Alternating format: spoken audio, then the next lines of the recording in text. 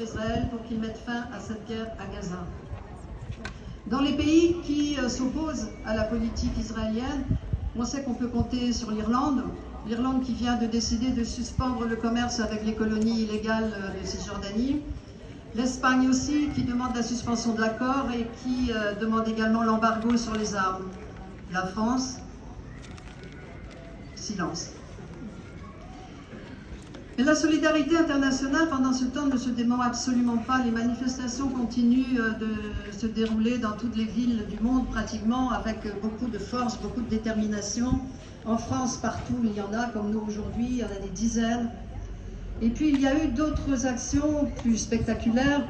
Il y a eu le bateau de la flottille de la liberté pour Gaza, la Madeleine, qui, avec à bord Greta Thunberg et Rima Hassan, a pris la mer pour Gaza là, en juin et s'est fait arraisonner dans les eaux internationales.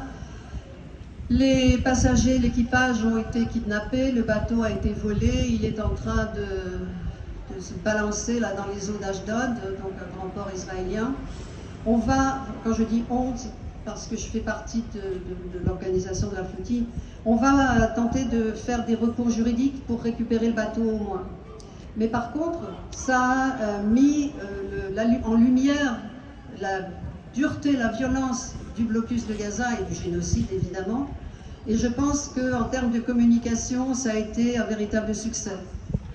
Il y a eu d'autres mouvements extrêmement importants. Il y a eu ce qu'on a appelé la Grande Marche pour Gaza, où de différents pays du monde, une trentaine environ, des militants et des militantes donc de partout se sont retrouvés au Caire afin de pouvoir marcher jusqu'à Rafah, ce qui reste de Rafah. Et elles ont été bloquées par l'Égypte, par le gouvernement Sisi, qui évidemment a des rapports qui peuvent paraître quelquefois conflictuels, mais qui sont en général d'alliance avec Israël. De même, et c'était une première, un grand convoi est parti d'Algérie en passant par la Tunisie, la Libye, espérant également atteindre Gaza, et ils ont malheureusement été bloqués à Sirte en Libye et ont dû repousser chemin.